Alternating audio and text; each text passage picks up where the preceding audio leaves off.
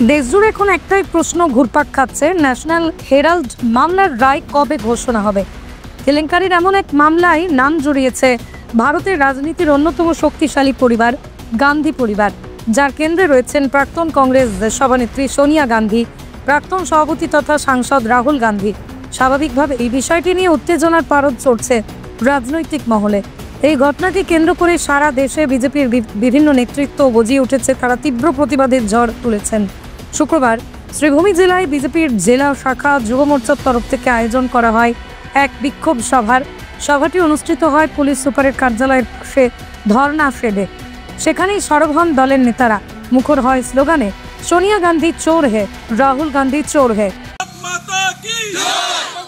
सोनिया गांधी चोर है, कांग्रेस नेत्री सोनिया गांधी चोर है, कांग्रेस सांसद राहुल गांधी चोर है, सोनिया गांधी हाय हाय, सोनिया गांधी हाय हाय, राहुल गांधी हाय हाय, कांग्रेस हाय हाय, कांग्रेस हाय हाय।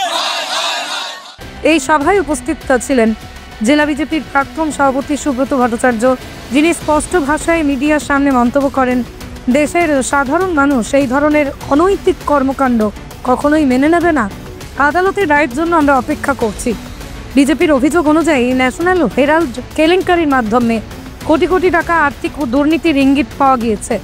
রাজনৈতিক পর্যবেক্ষকদের মতে এই মামলার রায় যে কেবল গান্ধী পরিবার নয়, গোটা দেশের রাজনীতির ভবিষ্যতের দিক নির্ধারণ করতে পারে তার বলার অপেক্ষা রাখে না। তবে কংগ্রেস শিবির এই অভিযোগকে রাজনৈতিক প্রতিহিংসা বলে উড়িয়ে দিচ্ছে। তাদের দাবি, এই মামলা বিজেপির সাজানো উদ্দেশ্য প্রণোদিত। কংগ্রেসের মতে গান্ধী পরিবারের ভাবমূর্তি ক্ষুণ্ণ করতেই এই মামলা সামনে আনা হয়েছে। আদালতের সিদ্ধান্তের দিকে নজর রেখেছে সারা দেশ। একদিকে আইন আদালতের প্রক্রিয়া, অন্যদিকে জনমতের চাপ, এই দুইয়ের টানাপোড়েনে এখন কেন্দ্রীয় রাজনীতি। এই প্রতিবাদ কার্যসূচিতে কংগ্রেসের প্রাক্তন সভানেত্রী শ্রীমতী সোনিয়া গান্ধীজি এবং প্রাক্তন সভাপতি শ্রী রাহুল গান্ধী সাংসদ, তাদের পরিবার এই মামলায় মূল আসামি আছেন। আর দেশের মানুষ জানেন এই বিষয়টি কী আছে। পূর্ববর্তী বক্তারা বলেছেন, আমরা অপেক্ষায় আছি যে এই মামলায় শাস্তিটা কবে হবে। তার থেকে বেশি বিস্তৃত এখানে বলার কোনো কিছু নেই।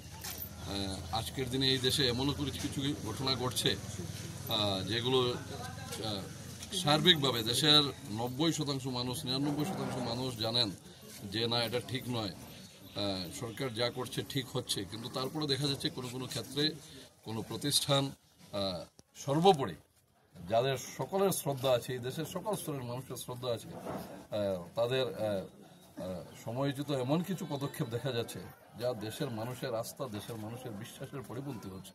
কিন্তু তারপরও দেশের মানুষ সেগুলোকে মেনে নেয়। আজকের দিনে আমরা অপেক্ষারত আছি যে এই মামলার রায় কবে হবে, আর দেশের মানুষের যে আস্থা, দেশের মানুষের যে আশা আছে, সেই আশা অনুরূপ সেটার ফলাফল আসবে কিনা আমরা সেটাই অপেক্ষারত আছি।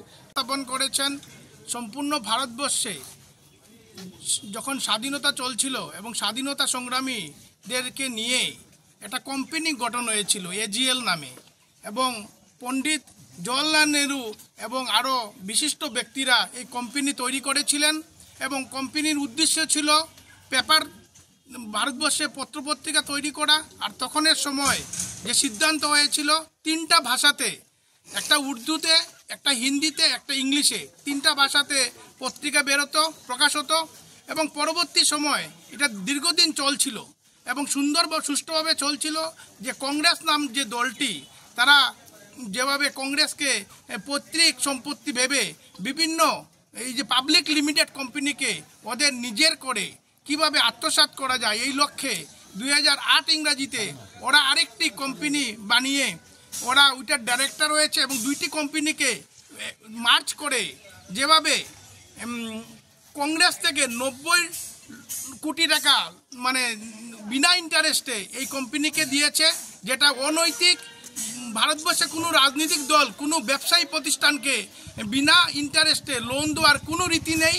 আজকের দিনে বিভিন্নভাবে কেলেঙ্কারি যুক্ত হয়ে এই কংগ্রেস দীর্ঘদিন আমাদের ভারতবর্ষের সাধারণ মানুষকে শোষিত এবং নির্যাতিত করেছে। ভারতবর্ষের মানুষ আজকে এ কারণেই কংগ্রেসকে প্রত্যাখ্যান করেছে এবং কংগ্রেসের যিনি বর্তমান রাহুল গান্ধী সাংসদ আছেন এবং সোনিয়া গান্ধী, ওনারা বিভিন্নভাবে আজকের দিনে আমরা দেখতে পাই যে সরকারি সম্পত্তিকে কিভাবে ওদের নিজের আত্মসাৎ করছে এবং ওরা এইগুলি কাজগুলি করছে। আর এই কারণে আমাদের সুব্রমণিয়াম স্বামী, যিনি 2012 ইংরেজিতে এটা উনি কেস ফাইল করেছিলেন এবং পরবর্তী সময়ে বিভিন্নভাবে কোর্টের মারফতে এবং হাইকোর্টের মারফতে বিভিন্ন শুনানি হয়েছে। আর এখন যে ইডি 15 এপ্রিল চার্জশিট দাখিল করেছে এবং চার্জশিট দাখিল করার পর ওনারা নিশ্চয়ই এই চার্জশিটের মধ্যে দোষী সাব্যস্ত রয়েছেন এবং ওনারা সাজা পাবেন। ভারতবর্ষের মানুষ এই অপেক্ষায় আছে। এই আজকে ভারতবর্ষের মানুষ জাগৃত হয়েছে এবং ভারতবর্ষের মানুষ বিশ্বাস করে যারা ভারতবর্ষকে শোষণ করবে তারা আর সরকারে আসতে পারবে না।